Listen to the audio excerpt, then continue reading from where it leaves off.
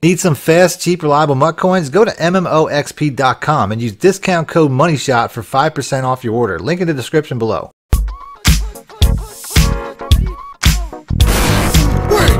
Welcome back, YouTubers and Madden fans. This is MADDENMONEYSHOT, sniffing out the Madden cheese as always. Got some plays for you today out of the Bills playbook. I'm actually using the Broncos because this formation I'm going to show is pretty much identical in the Broncos and the Bills. There's really only one difference, and that's that the Bills have a halfback counter play, which is going to be very important to the scheme that I'm going to show you today. It's going to be very, because the I-form slot, they took away the ability to flip the halfback toss. You can't flip it back towards the receivers. The I-form slot flex you still can, which is a formation found in, I think, the Saints, maybe in the Panthers, is a play that I use quite a bit, where you can flip it back behind the receivers and it's much more effective. They took that away in the I-form slot. I don't know why they took that away in this formation, but they didn't take it away in that formation, but it is what it is. So essentially for this scheme to work, you're going to need a halfback counter. So that's why the Bills playbook is just marginally better than the Broncos, but ultimately I wanted to use a better running back, so that's why I chose the Broncos team. So let's go ahead and let's just set up our audibles. Like I said, this is going to be a 3 or 4 play run scheme. I might show a pass play towards the end of it, but if you want to see more pass plays from this formation or more plays from the Broncos, I actually wanted to put out a split close, which they don't, like I said, I'm in the Bills, so they don't have that. But I wanted to put out some split close plays out of the Broncos, the Buccaneers, and the Niners, which are 3 of my more favorite books this year, to be honest with you. 3 of the better ebooks that I made. So like I said, let's go back to the I-form slot. Let's go ahead and let's pick the first play. Like I said, the counter is going to be important. We got to have that play. The blast play is fine. That's a decent inside run. The toss play is going to be important, so we're going to switch the dagger out for the toss. Actually, it was already in there, so no, actually, my bad. I just switched out the wrong play. So, like I said, there's 3, and then the last one would be the stretch alert bubble. Some of these have a dive alert bubble, I think, but this one necessarily does not. The 94 will's not a bad play either, so I think I'll pick that as my 5th play. Like I said, I'd like to end this video on a pass play because there's a couple of really good pass plays in here, but I just might have to say that for part 2, depending on how long this video goes. So we'll pick the counter play. Now we have 5 run plays in this formation. This is going to be, like I always say, you want launch angles. You want different launch angles, both sides of the field. You obviously have that with these run plays, and I'm going to have a really good scheme. So let's go ahead and let's pick that. First play will be the halfback counter. Before I start the video, I just want to let you guys know, if you go to MMOXP.com right now, you can get your MUT coins ordered and delivered within the next 10 minutes. They're fully loaded on PS4 and Xbox, and they also offer the cheapest coins on the market. So check that out. Link in the description below. Other than that, let's get into the video. So I'm starting off with the counter play, but I'm pretty much going to make a read before every time I run a play, and that's why I have my audible set up like I do, where I have essentially a different launch angle with just about every play. This play is a little bit different than the I-form slot flex. Like I said, you can't flip. If I hit the right stick to left, I can't flip any of the run plays back. I don't know why they took that away in this formation, but they didn't take that away in that one. So that's why you really need a counter play. And this looks like a good opportunity to run the counter play because of how far out that defensive end is. So I'll go ahead and I'll run that. Like I said, you really just have to wait for your blockers a lot of times. If they crash outside, you got to go inside. That wasn't the best run, but that's okay. I'll get better runs as we go along. Here we go. Once again, I think I can run the counter play just because I have a little bit. If that defensive end is outside, that's kind of what I want. He's outside of my blocker. That's typically the best way to run a counter play. A lot of times when you're running like toss plays and stretch plays, you want your offensive lineman outside of the defensive end so he can get the edge for you, but I want him to get that edge because I want to take it up inside. So like I said, right here, he hesitates in the hole. I get a much better run that time, closer to 10 yards, but you can see there's definitely a formation or a way to run this. So right here, like I said, he's in tight. I don't want to run against this because ultimately, I can because I still can take it outside of him, and I'll go ahead and I'll do that, but typically I want to run it inside. You know what I mean? This is an inside run, and then if that guy would have held that block, I probably would have been gone. I tried to sneak past him, but it is what it is. So like I said, you need that counter run. Here's a perfect scenario. Like I said, he's split out wide of the tackle. That's going to be perfect. Right there. He just gets caught up on the trapping block. I had a lane. I probably could have got a little bit more, but you can see there's a huge hole. And this is going to be one of your more consistent runs. Because you can't flip these plays, these toss plays and stretch plays, you can make an exception and run it on a set like this. Like I said, he's just kind of in the way there because he's playing in tight like that. So you typically want him outside. So since you don't really have any other options, I mean, I could run a blast play, which is going to be decent, kind of like a dive, but it's not going to be nearly as explosive as the counter. So you can overuse the counter play in this scenario anytime you want to run the ball to the left. And running the ball to the left behind the receivers, to me, is the best way to go. So like I said, right here we have that. Oh, can I get outside? Oh man, like I said, running with Lindsey is a lot better than running with the Buffalo Bills players.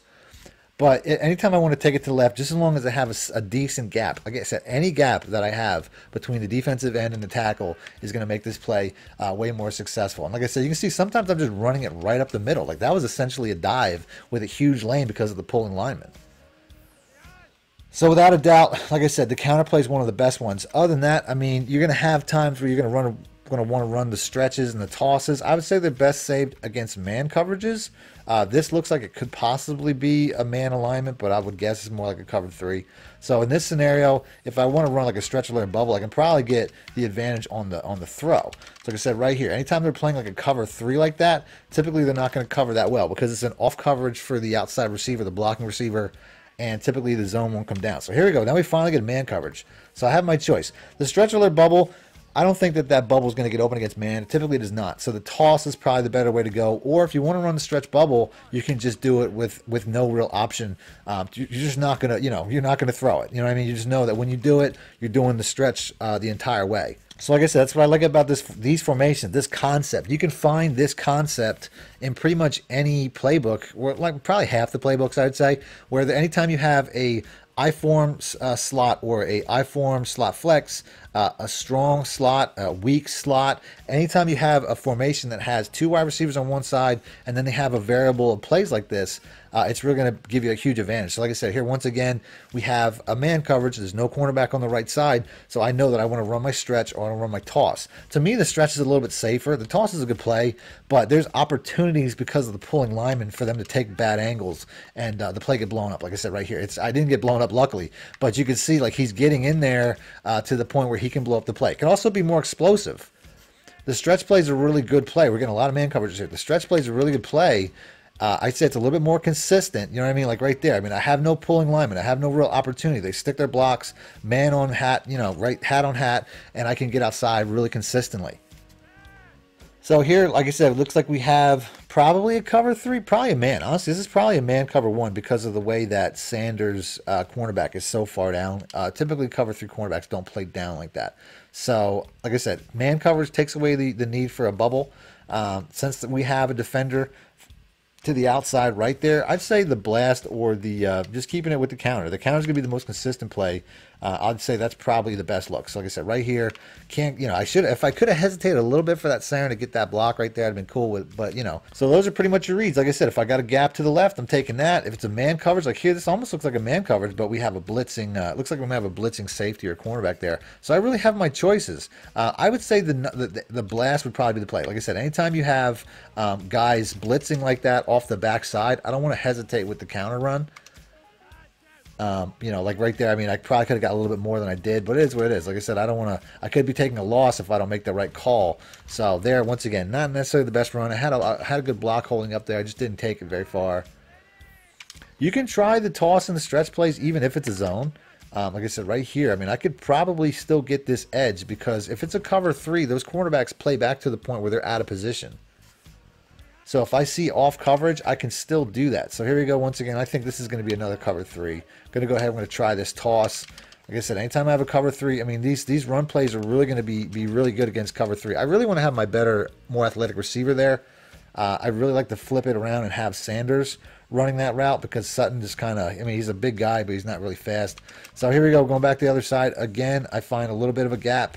Like I said, there's only one guy keeping me from the end zone when I do run this play for the most part. Pretty much every time there's one guy keeping me from scoring a touchdown. We're going to try to get one before we end this. But it's a really consistent run against cover 3, cover 2, whatever. So here's a play. I mean, once again, we're playing off. I'm pretty sure that it's not going to be the best move I mean, like I said, Sutton's going to be, anytime they're playing off, Sutton's going to be a really good play. I'm watching that. Both plays will be good when they're playing off. you can't play off coverage against a formation like, or against run plays like this. So here we go once again. Can I get that edge? Hopefully. I thought that guy was going to get the outside, but I'll take 5 yards. If they're going to play off, I'll take 5 yards all game.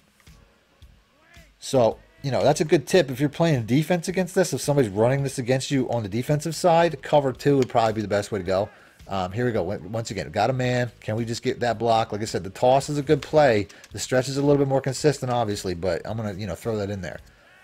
So, like I said, to me, the counter and the stretch alert bubble are the 2 best plays.